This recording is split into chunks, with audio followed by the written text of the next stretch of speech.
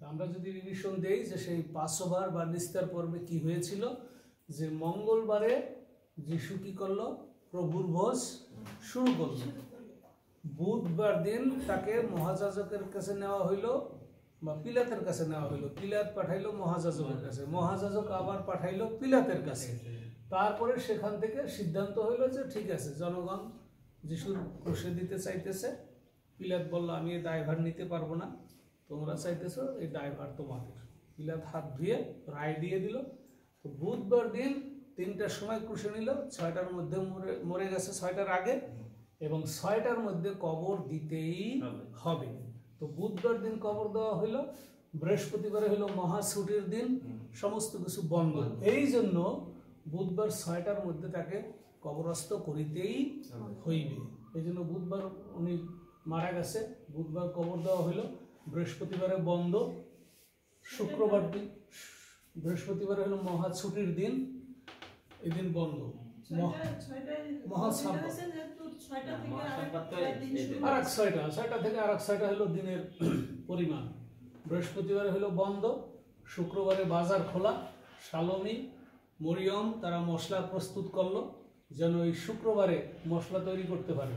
মশলাটা সব তৈরি করার পরে যিশুর শরীরে দিবে বলে, কিন্তু শনিবার আবার সাপ্তাহিক বন্ধ, এই দিনও কাজ করা যাবে না। তাহলে তার মশলা নিয়ে যাইতে যাইতে তারা সেই রবিবার ভোরে চলে গেছে। রবিবার ভোরে যখন গেছে তখন যিশু অলরেডি উঠে গেছে। তো এইটা ছিল। এখন কিভাবে গেল সেই দৃশ্যটা যদি আমরা একটু দেখি,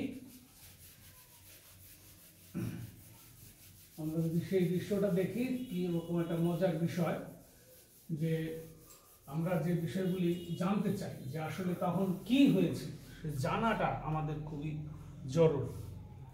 যখন আমরা জানতে যাব তখন দেখা যাবে যে জেরুজালেমের কতগুলো গেট ছিল। জেরুজালেমের আমি যদি ছবিটা আঁকি, ধরেন এইভাবে এসে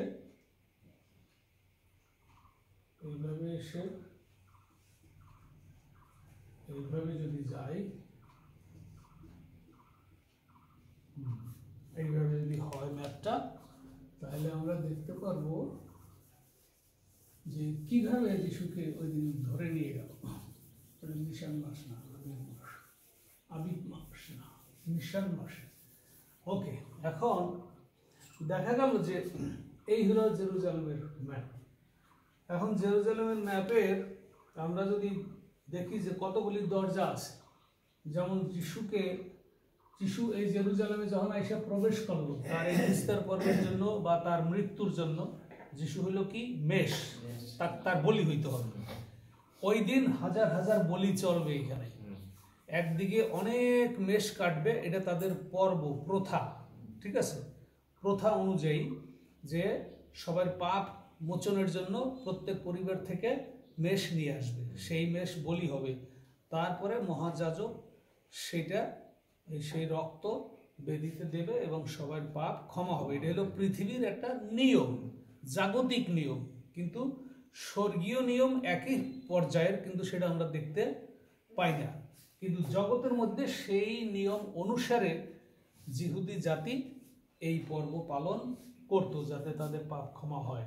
কিন্তু একই সাথে এখন যিশু যেহেতু মেষ হয়েছে, এখন আর পশু বলি দেওয়ার দরকার নাই। এখন যিশুই মেষ, তার বলি হবে।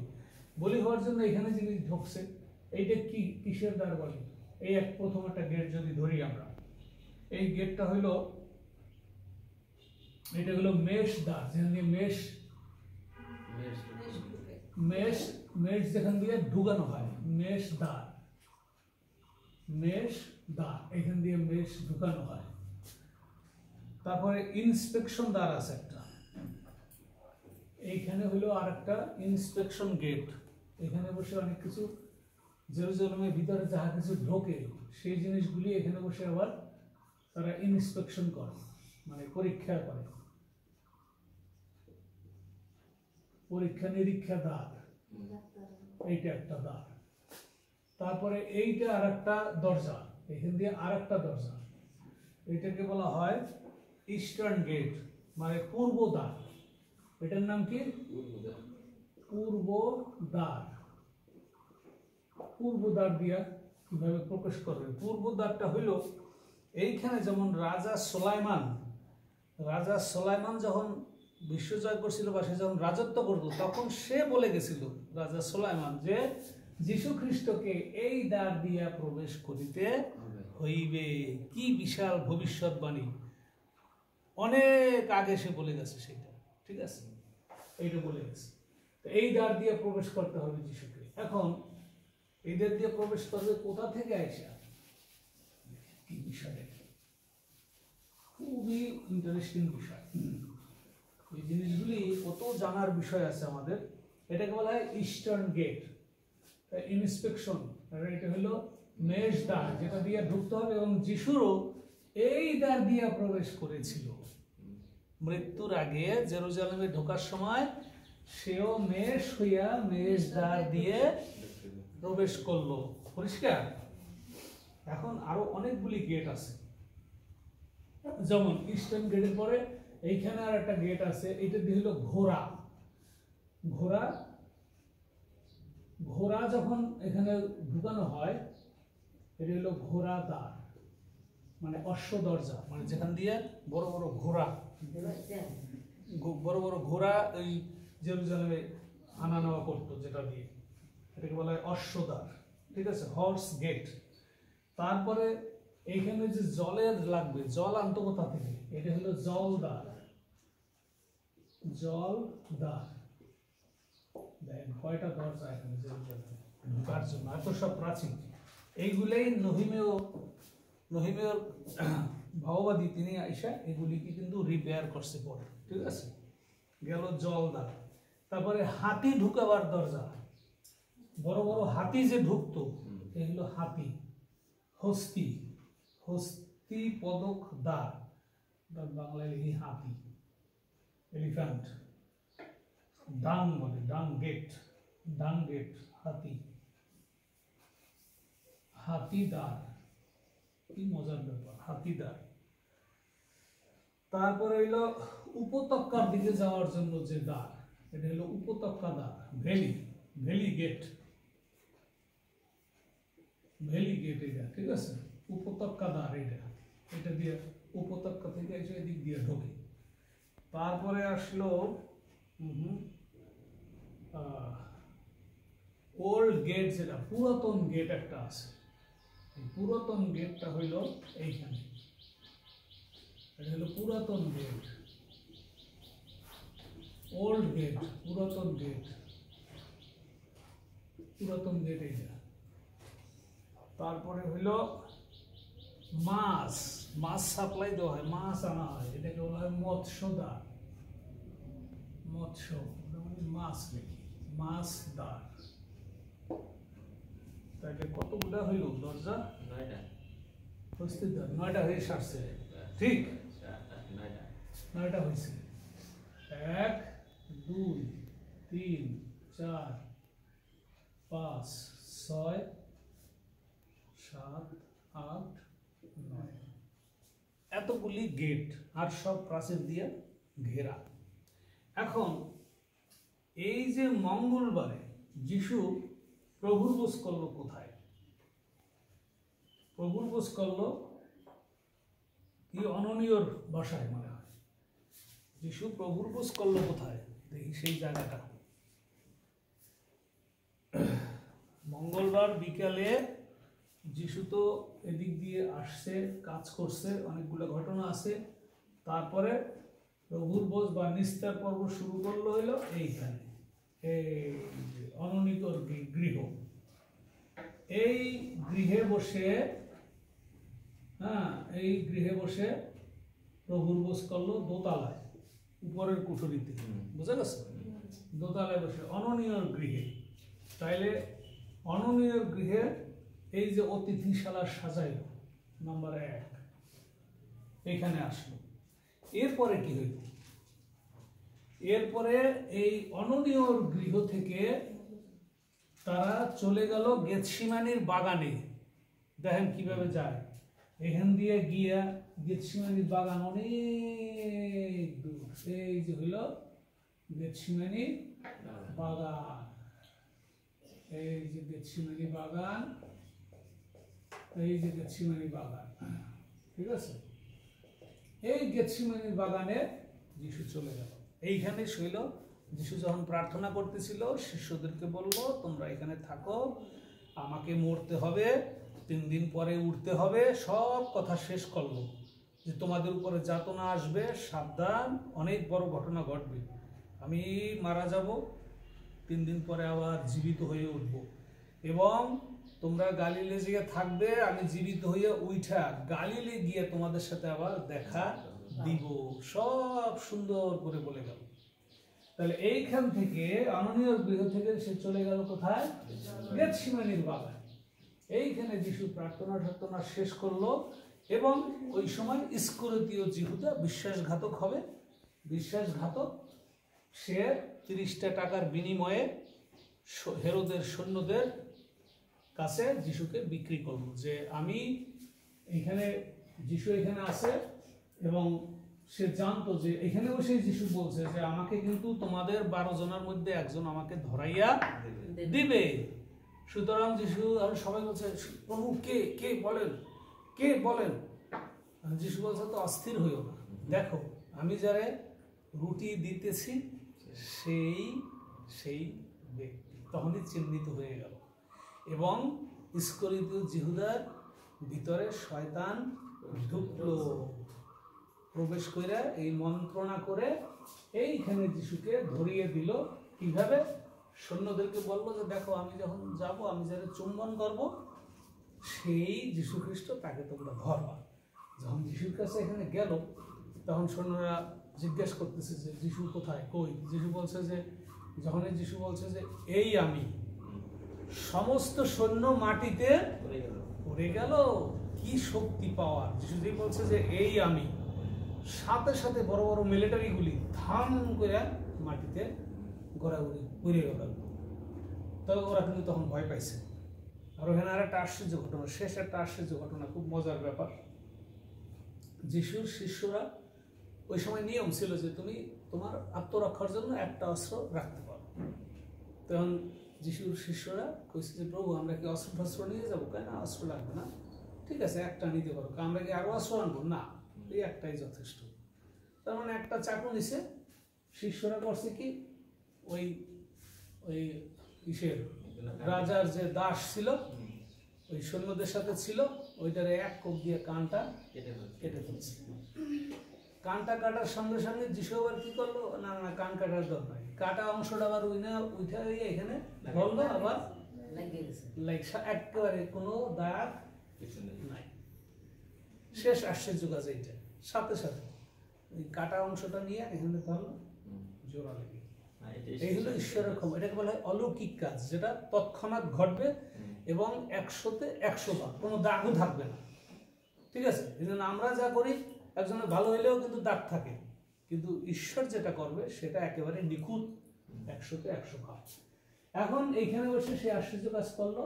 এই যে তখন যিশুকে তারা ধরে নিয়ে গেল। এখন রাজা সুলাইমান যেভাবে বলছিল যে এই পূর্ব দ্বার দিয়ে যিশুকে আসতে হবে, এই যে যিশু খ্রিস্ট পূর্ব দ্বার দিয়ে ঢুকলেন। এখানে ঢুকে কোথায় গেল? যিশু এখান থেকে ঢুকলো, এই পূর্ব দ্বার দিয়ে ঢুকে তাকে নিয়ে আসা হলো কোথায়? মহাযাজকের এখানে আরেকটা বাসা আছে। এই যে মহাযাজকের আরেকটা বিল্ডিং আছে, ঠিক আছে, এইখানে নিয়ে আসলো, মহাযাজকের কাছে নিয়ে আসলো যিশু। এখন মহাযাজক আবার তাকে, এটা হলো কায়ফা, না হাই প্রিস্ট, কায়ফার গৃহে নিয়ে আসলো।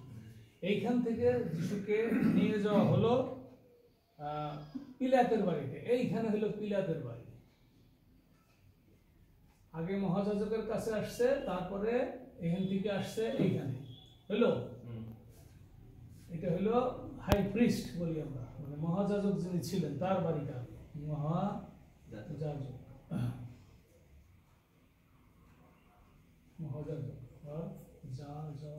মহাযাজকের কাছে, মহাযাজকের কাছ থেকে নিয়ে গেল কোথায়? পিলাতের কাছে।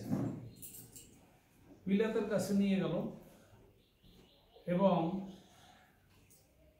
পিলাত করলো কি, এখানে হলো হেরোদের বাড়ি। এই যে আবার হেরোদ রাজার বাড়ি, এই যে হলো হেরত রাজার বাড়ি, পিলাতের থেকে নিয়ে আসলো হেরত রাজার বাড়ি। হেরত রাজা আবার করলো কি, পাঠাই দিল যে বাবা পিলাতের কাছেই যাও, আবার গেল পিলাতের কাছে। দেখছেন কতবার ঘুরতেছে। এখন এই পিলাতের এইখান থেকে পিলাতের বউ স্বপ্নে দেখলো, ঈশ্বর দেখাইলো যে পিলাতের বউরে স্বপ্নে দেখাইছে ঈশ্বর যে যিশু কিন্তু নির্দোষ, সে কিন্তু তার কিন্তু পাপ নাই। তখন ঘুমের তো ওইটা তার পিলাতের বউ বললো যে দেখো তুমি যে বিচার কার্য করতে যাইতেছো সাবধান, এ কিন্তু মহাপবিত্র লোক, তুমি যা বলো বলো, মহাপবিত্র লোক, তুমি সাবধান। সম্ভবত এই জন্যই পিতার হাত ধুয়ে তার দোষ দিতে চায় না। ঠিক আছে, তাহলে গেল পিলাতের কাছে। এখন পিলাত থেকে আবার এটা হলো পিলাত, আর এইটা ছিল হেরোদের ঘর, এই হলো হেরোদ রাজা। এখন পিলাতের ওখান থেকে পরে সিদ্ধান্ত হলো যে না, এখন তাকে নিয়ে যাবে পিলাতের থেকে। হ্যাঁ, পিলাতের থেকে একেবারে এইখানে তাকে, তখন অলরেডি সকাল 9টা 10টা বেজে গেছে, রাত্রেবেলা তারা ধরে নিছে, কিন্তু সকালবেলা শুরু হয়েছে এগুলা কিন্তু বুধবার সকালের ঘটনা, আর এটা ছিল মঙ্গলবার রাতের ঘটনা। বুধবার দিন যিশুকে ঢুকাইয়া এই যে এইসব ঘোরাঘুরি করছে, তারে নিছে, মারছে, থুতু দিছে, অনেক কিছু করছে। ঠিক, এরপরে এখান থেকে যিশুকে নিয়ে আসলো একদম পিলাতের বাড়ি থেকে ডাইরেক্ট কোরা মারতে মারতে নিয়ে এলো জেরুজালেমের বাইরে নিয়ে আসলো। গেল ঝামেলা, জেরুজালেম থেকে বাইরে আসতে হবে না। এই যে জেরুজালেমের প্রাচীর, এইটা গেট, এই যে পুরাতন গেট দিয়ে তাকে নিয়ে আসলো গলগাথায়, বাইরে যেখানে কি থাকে, হয়তো মানুষ মারলে ঠালে ওখানে ফেলে দেয়, এটা একটা অবহেলিত জায়গা, ভালো জায়গা না, এই ভ্যালুতে নিয়ে আসা হলো। কোথায় নিয়ে আসলো যিশুরে? এইখানে নিয়ে আসলো, এই ভ্যালিতে নিয়ে আসলো। তাকে মারতে মারতে নিয়ে এসে এইখানে যিশুকে ক্রুশে দেওয়া হয়, তাকে এখানে নিয়ে আসা হয় এইখান দিয়ে। আর পথিকদের রাস্তা আছে এদিকে যাওয়ার, মানুষ যে যায় যেন এখান থেকে মানুষ দেখতে পায়, এরকম একটা জায়গায়। ঠিক আছে, এবং এইখানে নিয়ে তারপরে ইচ্ছা মতন যিশুকে ওখানে মারা হয়, মেরে তারপরে তাকে ক্রুশে দেওয়া হয়। এই যিশু ক্রুশ পড়ে এইখানে হলো এই ভ্যালিতে।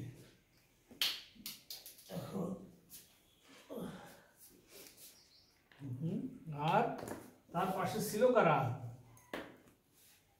ছিল পাশে? দুইজন দস্যুকে ধরে আনা হইল। এই দুই দস্যু দুই পাশে ছিল, একজনের নাম গেস্টাস, একজনের নাম ডিসমাস। এই দুই দস্যুর এক দস্যুকে যিশু ক্ষমা করে দিয়েছিল, যেহেতু সে ক্ষমা চেয়েছিল। তাহলে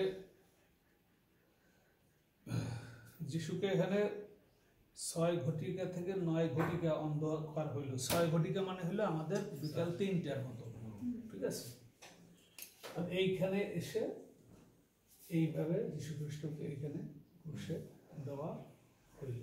এখন এই হইল প্রকৃত ঘটনা, এবং যিশুকে এইখানে ক্রুশে দেওয়া হয় কিভাবে, আমরা সেটা বাইবেলে অনেক সুন্দর লেখা রয়েছে। হ্যাঁ, এবং যিশুকে কি করছিল এখানে এসে, আবার কিন্তু এখানে একবার কিন্তু যিশুর লোহার পোশাক পরাইছিল, পরাইয়া আবার খুলে ফেলে তার যিশুর যে ড্রেস ছিল সেই ড্রেস আবার পরানো হইল। তারপরে কোরা মাইরা যিশুকে এখানে ক্রুশে দেওয়া হলো। এই হলো ক্রুশে দেওয়ার ঘটনা। তাহলে ক্রুশে দেওয়া হয়েছিল কবে? বুধবার। বুধবার পুষে দেওয়া হইলো, বৃহস্পতিবারে কবরে থাকলো, শুক্রবারে কবরে থাকলো, শনিবারে কবরে থাকলো, রবিবার দিন শনিবার রাত হইলে পরে রবিবার শুরু হয়।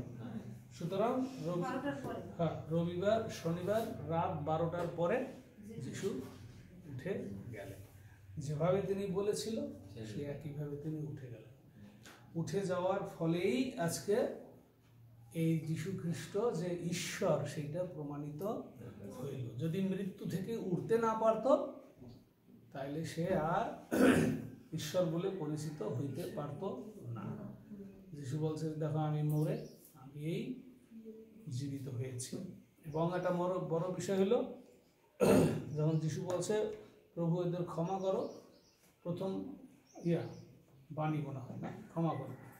প্রথম বাণী কেন? ইহারা কি করিতেছে তাহা জানে না। এর কারণ কি? এর কারণ হয়েছে এটা হলো ঐশ্বরিক বিষয়। এরা এখন পর্যন্ত এই বিষয়গুলি বুঝতে পারতেছে না যে কি হইতেছে।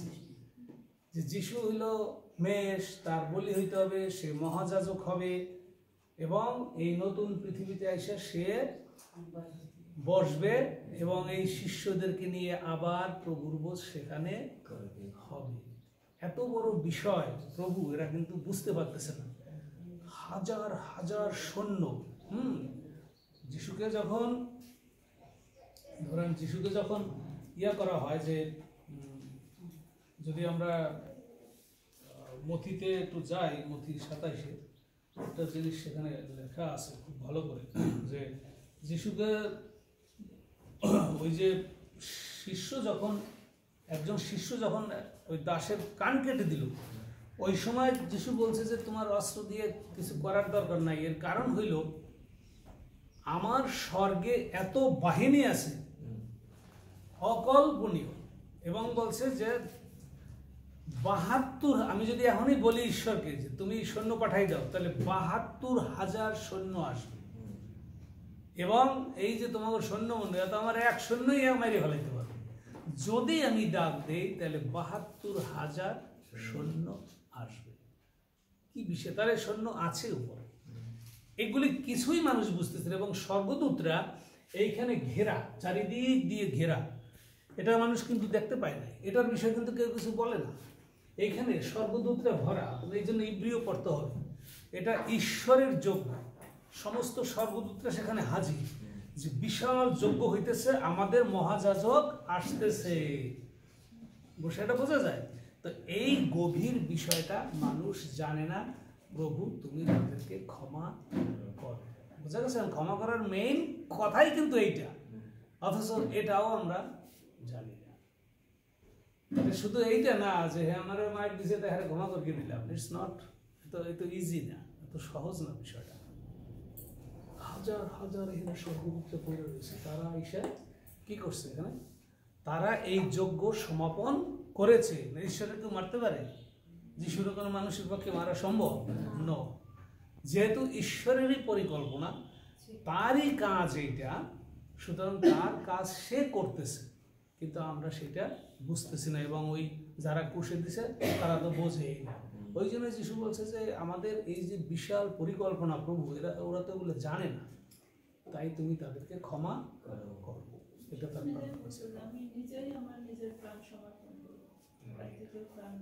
নিতে পারে না, নিজের প্রাণ নিজে ইচ্ছে দিয়েছে। সুতরাং ঈশ্বর, যিশুই যে ঈশ্বর, সে বিষয়টি আমাদের স্বীকার করতে হবে। এবং সেটি মানুষকে ঈশ্বর বুঝাবার চেষ্টা করছে যে দেখো আমি ছাড়া তোমরা সবাই পাপী, এবং আমি ছাড়া তোমাদেরকে কেউ স্বর্গরাজ্যে নিতে পারবে না। এটা হলো মূল বিষয়।